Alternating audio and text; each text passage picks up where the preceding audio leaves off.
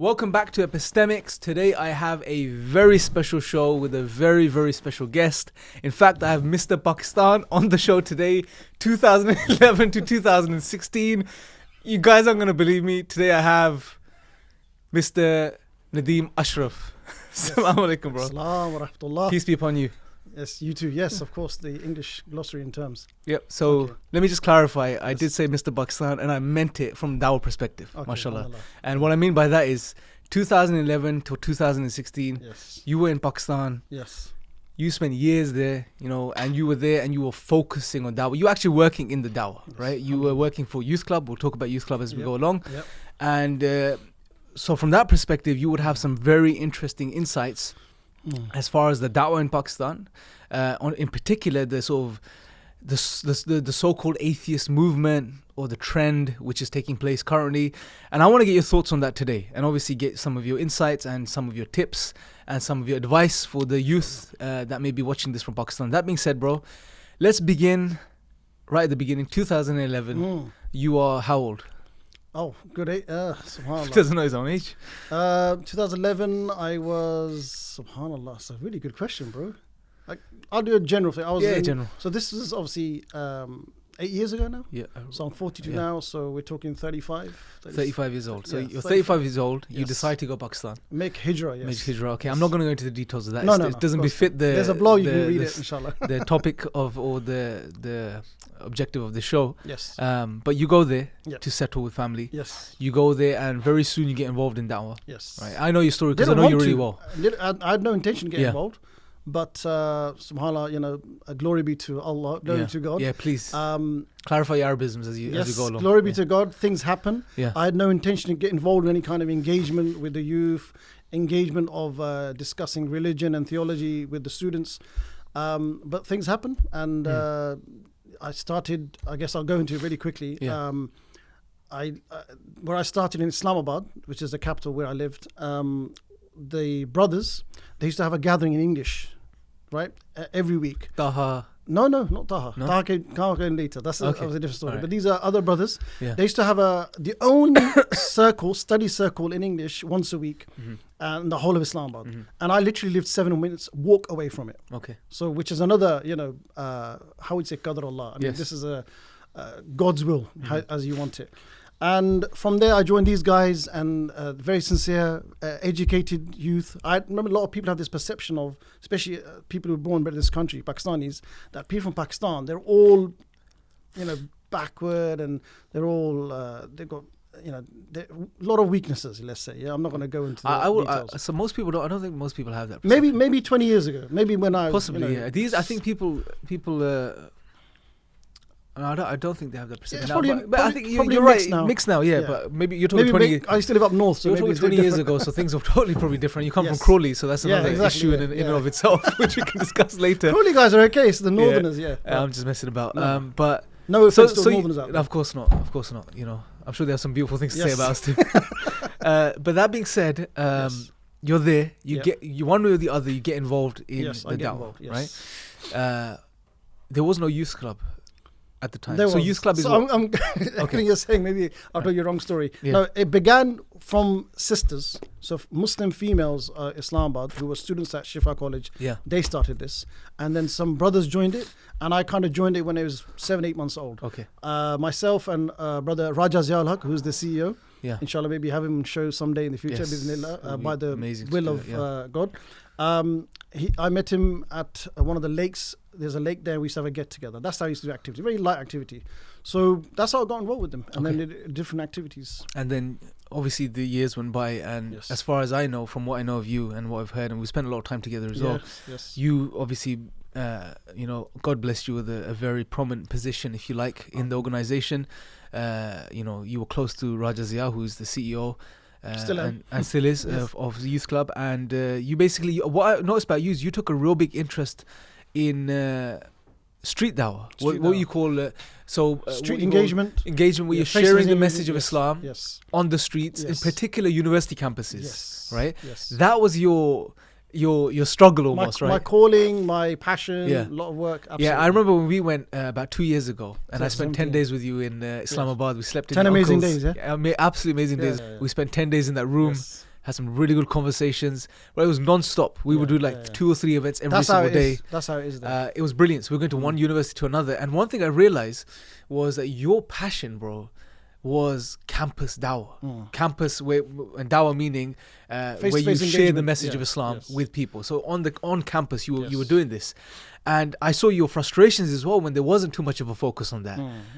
So it was, why was that the case? Why did you find that aspect of sharing Islam, in particular on university campuses, so important? Yes, very good question. And I'm hoping those people who are watching it will be inspired to get involved with this more. When we did our first ever stall in Publix in the streets, and I think, as far as I remember, me and the 3-4 brothers that did it, a table in university was the first time ever of its kind. To have a table in a university, I don't think it's ever been done before. Maybe some other organizations who are older, they've done it, but not like this, with the flyers and how we engage. We did the first time. That was the Farsi University, the very university that we went to. Yes. That was a one-off in 2012. What then happened? We went to the marketplaces of Islamabad. So those, again, people who are watching, they'll know Jinnah Supermarket, F7. These are kind of hotspots where youth hang out, market areas. When we did engagement there, when we did share Islam there, and of course, this is where some people are thinking, well, you're in a Muslim country. What kind of engagement are you doing there? How are you sharing Islam? Well, there are Christians there. In fact, supermarket, there's a massive Christian community, and every time we go, there's always 1 or 2 Christians. A lot of diplomats come to Islamabad. It's a capital city, so people all over the world. And we meet people who have doubts in the religion, people who are materialistic, they need guidance, just general youth issues. What happened though, although that was our priority, with all due respect, a lot of uncles, elderly people who are already practicing Islam, you know, the people with who go to mosque, who pray, everything, they used to come to the stall. And we used to spend 2-3 hours just chatting there, have a nice chat. With all due respect, I'm not there for a nice chat, if you know what I mean. I'm there to engage with the youth, the teenagers who need guidance, who got some confusing issues about life, metaphysical questions, existential questions, that kind of thing. It does happen. These are educated youth. Let me pause you there for a second. Let me ask you a very important question. Okay. Pakistan is a Muslim country. Yes. Muslims in Pakistan love the Prophet, peace be upon him, love Islam, right? You see that passion for the tradition there. Why do you think in such an environment people still have existential questions, certain basic questions about the tradition, about Islam, which you would expect people to know? Why do you think this is the case? I think there's various reasons, and it can be exhaustive, but for sake of brevity, I would say factors like Islam is like it's just something which they do normally everywhere. When you're in UK, Islam is you're grateful for Islam. You're grateful to practice religion. It's a bit special. A lot of us, I think, as far as I remember, you and myself, we came from a background where we weren't practicing Islam fully all the time. Then God guided us. We repented from our ways and we started, changing. And we're still changing. We're still seeking His pleasure. We're still working ourselves. But so for us, Islam was like a fresh thing. It's a new thing. There, you're seeing Islam from the beginning. The call to prayer, the adhan, call to prayer. There's mosques everywhere, every single street, even Islamabad. When we go there, something beautiful, everywhere. Absolutely amazing. It's beautiful. For us, it's beautiful. Yeah. But for a youth who's living there, who's seen this all his life, it's not so much beautiful because it's not a novelty anymore. It's the same thing again and again. And on top of that, because it's a Muslim country, Muslim world. I'm talking from the mosque's point of view. I'm talking from the madrasa, which is a center of learning, traditional centers of learning. They are teaching the do's and don'ts, the rules and regulations. Don't do this, don't do that. That's forbidden, that's allowed. But they've forgotten to remind, they're assuming, and this is my own analysis, they're assuming that the youth, the next generation that will keep coming, they will know the foundations of Islam. They assumed it. Okay. So I'll give you an example. Son, go and pray. Why? Just pray. It's a good thing. Now give us the same thing in a bit with a bit of Urdu and a bit of Punjabi in there. I got this. Beta jao namaz padho. Kyun? Bas chup padho. That's it. The slipper will come out. The old dad slipper thing. Chappal as we call it. Sandal. So that's what it is. The rubber slipper. The rubber slipper. So it was the religion was based upon a threat of a sandal, and it was threats. It was that kind of thing rather than Okay, I've got a chopper here like that. Okay, so it's now basically, we've got basically, practical. oi, Thanks to Dawah Digital, we have a practical prop which has been thrown into the sea. Show them, give it 360 12. Yeah. Brilliant. It's not butter. So, it's not butter. For those that know what butter is. Bit of cultural reference there. Yeah. So it was like, better go and pray, otherwise this is like kind of thing. Yeah, I'll put that back there. So there was no explanations of why you should do certain duties. Why should you pray? Who are you praying to? Yeah. What kind of relationship do I have with God? So this kind of was gonna miss. Yeah. On top of that, bro, before social media, you had other kinds of media. You had obviously the influence of Bollywood and Hollywood and movies industry and celebrities. So people are looking for role models. They're looking for the West, and because obviously we pray that the situation in Pakistan gets better in terms of economy, the poverty goes away one day, God willing. But we know, and you've seen it, it's there. It's in front of you. Here, there's poverty, of course, homeless, but there it's there. It's in front of your face. Yeah. It's heart-wrenching. Yeah. And it's been the same misery for the last, for decades. Yeah. Maybe there's some hope now and things might change, but that's there. So when people, they get frustrated, and they say, look, nothing's happening. And then they see the West, they see Europe, they see all these countries. Yeah. They're literally going to space. They're going to the moon. They're going beyond the moon. They're going to Mars. And we're still struggling to have a basic livelihood. So they take the frustration out on religion and the mullahs and those kind of people. Right. So there's a few reasons I gave there. I kind of mixed it. No, I think you gave some. But very deep so basically, in a nutshell, do this, do that. No explanation of why we should do that. Going to the foundations. Sure, and that's what you see. So there's the youth. They have this affinity towards Islam. There's deep love for it, but they haven't connected all the dots. Hence, they don't understand some basic concepts, which you guys felt that a void and need to fill the gap. Just want to push this point home. Yeah, right? Of course, bro. I went to Pakistan this year. I go every year almost. I may be going again, God willing. And universities, colleges, schools, where the youth are, right? Yeah. And I did a thought experiment. I think I did this in Lahore. And I said, I was kind of scared of doing it, but I thought I have to do it. It's one of the things that by impulse. I asked this class of guys, it was like 10, 15 guys and girls. I said to them, you're Muslim? Yes, of course, sir. Why are you Muslim?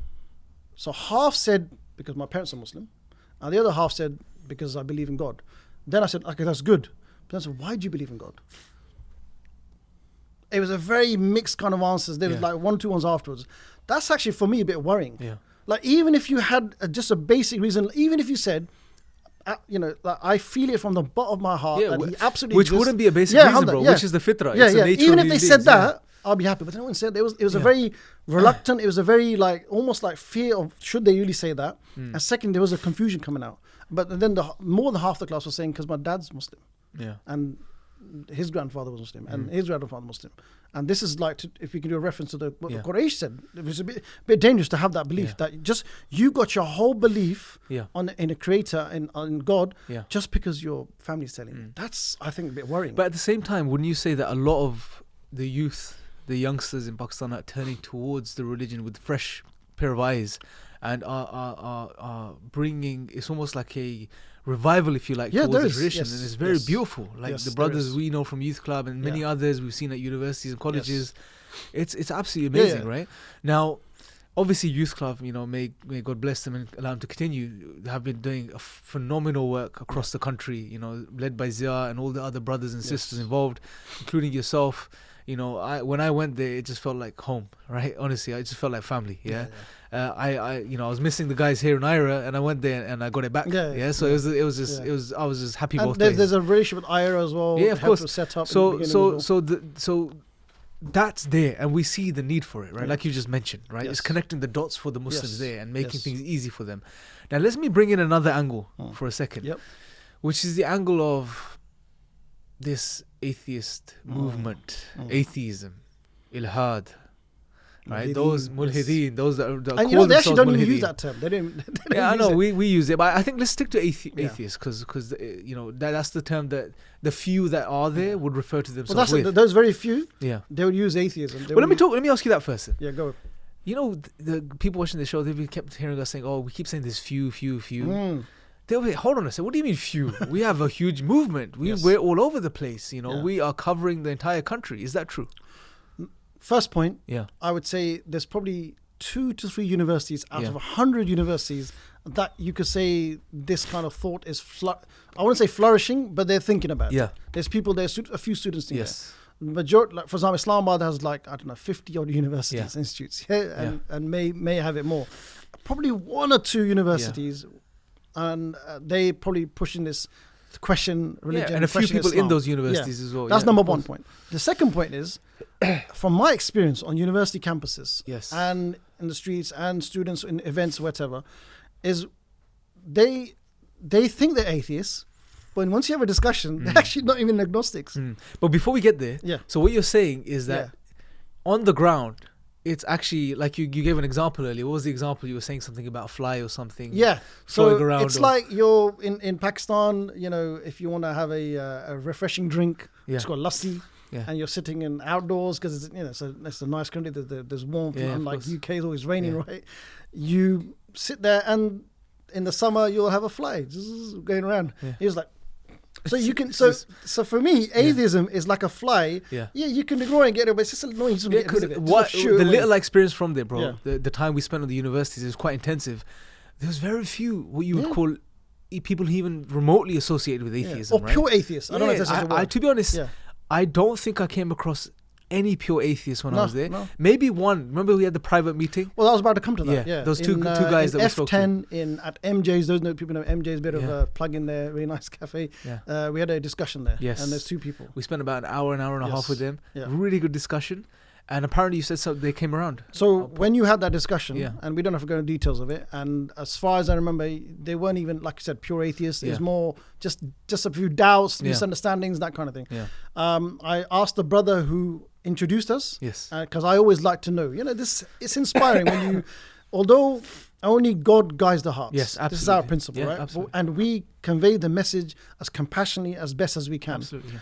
So when you have a result, it's pleasing, it's inspiring, and it keeps you motivated. Because human beings, we need motivation, right?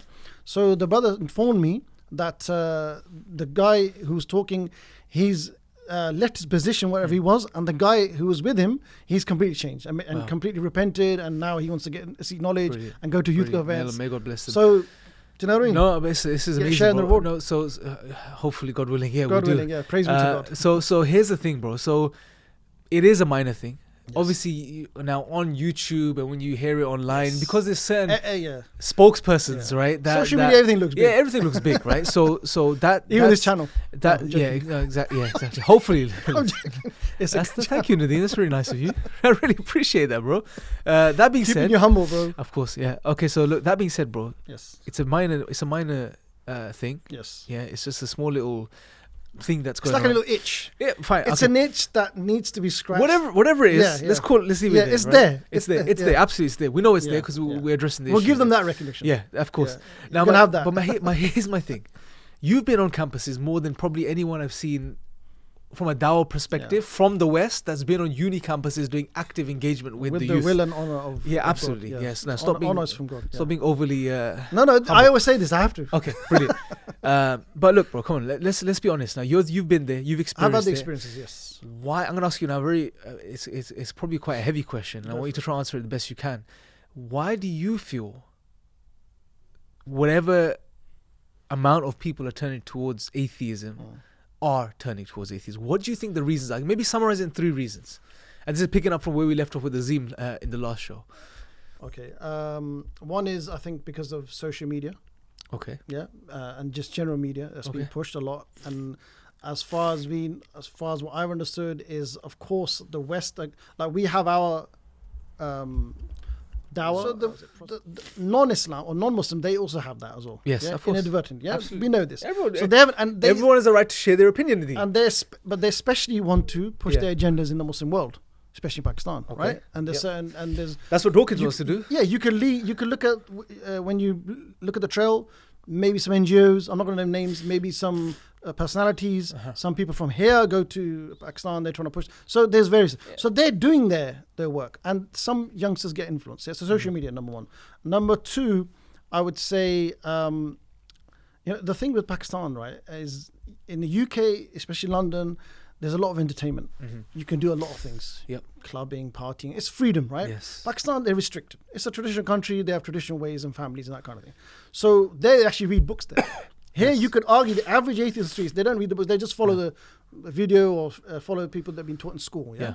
And social engineering and everything. There, they actually read books. So there, they actually read Richard Dawkins' books and other authors' books, right? Yeah, but that's what's shocking. When you read that stuff. They actually read it and they'll give references. Yeah, true. But my thing is, when you do read that stuff, it actually, and you read it properly, you realize the folly of such individuals. Yeah, they read it on a surface level. Yeah. Look, there you go. That's this is why But you're saying they'll refer to books. Yeah, refer to books. As opposed to generally speaking anywhere else. And third reason, I think the biggest is, it's a very basic one, is we've not even got to know Allah subhanahu wa ta'ala. We've not even got to know God, His nature, His love, His His mercy, His names and attributes. Yeah. That is a very simple thing. It's almost like only the people in the certain institutes or in the mosques, they need to know this. But really, every single youngster does it. And the few engagements I've had, so before, you learn, you change your style. Before I would try and I still do, use positive arguments to articulate Islam to those people who've got doubts about, does God, they heard, does God really exist and does Allah exist? So you give them arguments, chronic argument, design argument, whatever. But then I realized, actually, I changed the style. Let me talk about Allah more. Let me tell what is the concept of God in Islam, because there's a lot of misconception, a lot of misunderstanding. This is to the Muslims or the atheists? Whoever I'm chatting to. Okay. But so you use the same strategy. For atheists, I do the same strategy. Okay. So sometimes it depends on the situation, of course. But especially this year when I went to Karachi University, one of the largest universities in Karachi, a huge campus, and there I think there's one particular sister. She's a Muslim sister. She had a couple of questions about science. She said, look, why do you lot belittle science and all that kind of? They think that, we as practicing Muslims, we belittle science. Yeah. And we'd explain, no, we don't no issues with science. We just got issue with scientism, right? Yeah. So it's a beautiful subject. In fact, in our tradition, we have science, induction method, et cetera, et cetera. So after that, I had a conversation. So then I said, actually, what? We could discuss my opinion about science, this and that, to and fro. But can I just ask you a question? What have you learnt about your creator? What have we, I try and use the word we, what have we learnt about creator? I don't know, it sounds superior, right? I'm still learning as well. His mercy, just to talk about his mercy can be a whole podcast, can be a whole subject, can be a whole book on its own.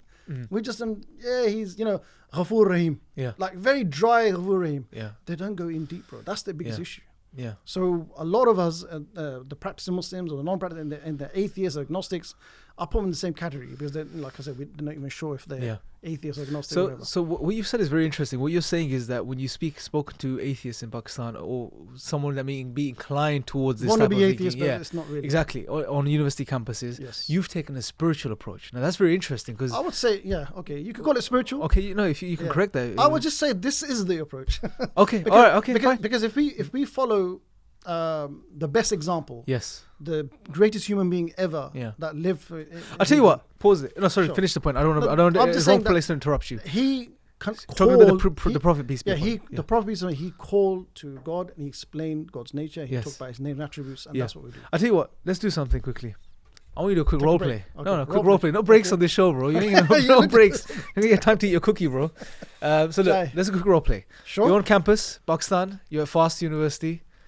And you're on the table, and I come over to you. So our tables, we relate, are so good that people come to our table. That's another difference between UK. Yeah. Here, we have to break an arm and leg for someone to come to and chat to us. There, we put the table out, and usually they come over to you. Okay, fine. So let's do that. Okay, so I'm coming over to you. So I'm going to picture you as someone wearing an my name's AC/DC t-shirt. Raja, but you can know me as Rob. Rob, okay. Nice to meet you. So first of all, Rob, that's a good handshake. Do you go to the gym? No, but I like to... Nah, don't be humble, man. Look at you. Brilliant. Sometimes. Good shape. I just have good genetics, Very good. Good. So, what are you doing here today? We are here to talk about anything you want to. Okay, I see you got Muslim literature, you got pray 5 what times a day. What do you think? Nice flyer? Yeah, pray 5. Nice flyer, but I don't know about what it says. Okay. Pray 5 times a day? We live in the modern world. We have science to engage in. We have to study the world. I believe in science. I don't believe in God and praying 5 times a day or anything. Sorry, I had to use a bit of accent. That's what I remember hearing when I was there. Yeah, I don't believe in God. So first of all, I like the fact, Rob, that you, out of all these students, have actually took the courage to speak to a mullah. So well done for that.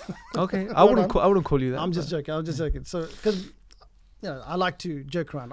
There's too much formality in the world. There's too much seriousness in the world. Let's chill out and have a good chat. That's a good question. What I would say to you, Rob, is there was a time when I also had I wasn't questioning religion, but I was away from religion. I didn't understand religion. I didn't understand Islam. I thought Islam was just a bunch of rituals. We do have rituals, but that's what it is. Later on, I realized, Rob. In fact, can I call you? What's your parents gave you? Raja. Raja. There's nothing wrong with that, right? Raja is princely, man. Rob was nice and short. Shahzade, yaar. Yeah, well. So I don't know what Rob means. Yeah, robber. Anyway, so but Raja's princely. So let's do Raja. So Raja, I realized that Islam is much more than rituals. It's the way of life, Islam. Now you're gonna ask, well, brother, why are you saying it's truth? Well, then we can revisit. We can talk about the universe, our existence. We can discuss that. But I'm just telling you my story, bro. That there was a time when I was away from Islam. I wasn't practicing it. I was confused, lost, and that kind of thing. There's frustrations. I was a young guy. Probably a lot of students here have that. But then, I started thinking a bit more, and I started hanging around with people and asking them questions. That's another thing. I don't know if maybe you're asking me a question. I ask questions, but no one has answers to my questions. And they probably get aggressive. Yeah, they don't have answers. Just like one of my friends, his name is Zia. When he's a good devout Muslim now, but there's a time when he wasn't. And he went to his local imam. He had questions. He goes, in Urdu, Maulvi Sahab, Khuda hai. And the Maulvi Sahab, I have five answers for that. Ji. That's terrible, bro. That's really bad. He slapped That him. is really bad. That's really bad. That's disgusting. That summarizes the That's approach. disgusting. So that's why I don't blame Rob. Yeah. Completely. And I don't blame him. that- Are we still in a role play or we come out? No, I think we'll come out. Okay. I think that's enough. So- But what we're saying is that you really engage with them, you warm to them. Yeah, you have And this is the You have thing. to connect. You know something, bro? Unfortunately, sometimes as Muslims, we don't treat others like human beings. Yes. Right? Like you said, we seem to think we're superior. We're mechanics, Which we're robots. is a disgusting trait to have, firstly, and secondly, you are not carrying the message, or you are not being a good carrier of the message of truth. Because when you act like this, what are people going to think of what you're saying, 100%. right? So what you do is and I've seen you do this practically. Yeah. You warm to them. You're like, I'm like you. Yeah. I'm not. No. I could have gone, okay, bro, let me give you the Quranic argument for God's existence. Yeah. Right, the universe. So you're saying nothing. that's what we do. Unfortunately, a lot of brothers, this is the thing now. Like you're gonna think, Brother Nadeem, I'm not being humble. I'm being real. I like to be real. Yeah, I'm still learning. You're one of my teachers, Ustad. I was gonna say I'm and one of your other brothers, students. yeah? No. Of course I am, bro. When it comes to So I'm learning, and we're all learning. Yeah. I'm trying to learn the arguments, the positive arguments for the existence of Creator. There's many amazing arguments in our tradition. But I'm a very simple guy. I like to break things down simply. So I believe that there's brothers and sisters in Pakistan who can talk about the Quranic argument, the argument from contingency, the design argument, the morality of consciousness so perfectly with all the wording, all the references. Yep. Chapter number 1, all that. I everything, 100% agree, bro. But you know what is? You know how where they mess up is that initiation. It's all about initiation. Yeah. I know there's a different discussion. Maybe you do another because I'm very passionate about. No, this. we'll definitely do that. But so and this is so what I've seen brothers on the stall in Pakistan campuses. They've gone straight into it. In fact, I think even Hamza said like you have a chat with someone and you don't know, they've not even said hello and you think, oh, he's an atheist. I must bash We him. actually teach that, and with one of the changes we made to the Dawah course that we do, one of the courses we run is to treat humans like humans and not robots. Because you can't just expect them that you put in and you input and you get an output. You can't just drop in an argument, one size fits all, and it should work. No, we're not mechanic robot. There's hearts involved. Absolutely, man. There's emotions. So on that note, bro, say there is some atheist watching this right now from Pakistan or anywhere for that matter, and they like you. They're like, okay, this guy's nice. He's warm. He's real, right? He's keeping it real. Let's have coffee when I go to Lahore next. Now, what message? Look into the eyes right now, bro, into the camera, and give what message would you tell them? Look, they're confused. They think they're atheist. But they haven't come across a Muslim that instead of showing them the 5 points, like you mentioned, which was disgusting, but no one's given them a straight answer, right? What would you say to them right now in literally 30 seconds? What would you say to them? I would say that before you've made your decision that there is no religion, there's no Islam, it's all a load of rubbish, before you come to that decisive decision, look into Islam from its foundation aspects. This may sound very basic, but I feel that you guys haven't. So look into Islam from a foundational aspect, and you'll be surprised, you'll be shocked, like many of us. And I'll also say that although there's youth club and there's other organizations like IRA and other brothers, our approach should be, and this I guess is a message for those people, not just the atheists, but those people who are engaging with atheists. The message is, and speak to you atheists, that you will not be judged. You will not be judged. You can ask any question you want under the sun, no matter how weird, how strange, how dark, how evil you think it is. Ask those questions. Those who don't ask the questions won't get the answers. Sure. Brilliant. And they're going to be asking questions in the comment section, bro. Yes, Definitely. please. So make sure you keep an eye on it, bro, and you can answer them. Subscribe, share, One last thing I want comment. you to do in the next 2 minutes is now address the Muslims of Pakistan. Oh, yes. Those that are finding their way, right? Those that are figuring things out, but they sometimes lose the confidence, they sometimes lose the heart, they sometimes lose that drive, you know, but they have that clean heart, and they're making their way towards Allah, towards God.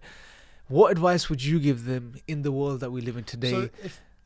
So if you're referring I guess I don't finish the question. You Well, already know what I'm about to say. the people who want to change, yeah? That's You're fine. talking about No, them. you started. That's fine. You've interrupted me already, bro. It's fine. Still talk to them. You said 2 minutes. That's fine. That's fine. Go on, finish it. No, I I'll- finished. I'll- I forgot. I'll allow you. This is your channel. I have bro. forgotten. You're captivating. Message for the Muslim youth, Yes. yeah, who are changing, Who are on their way, who are trying to figure it out, trying to keep up with their Okay. traditions, with Islam. They're trying to practice more, but they're struggling, etc. What would you say to them? So, as someone who has had the privilege of engaging in Dawah and sharing Islam and campuses in Pakistan and cities everywhere, what I've noticed is a lot of people, like you said, they want to change. There's a spark, but they leave it at just that one workshop, and that's it. And that's the mistake. So, am I addressing you? Or You the camera? can, whatever you feel comfortable.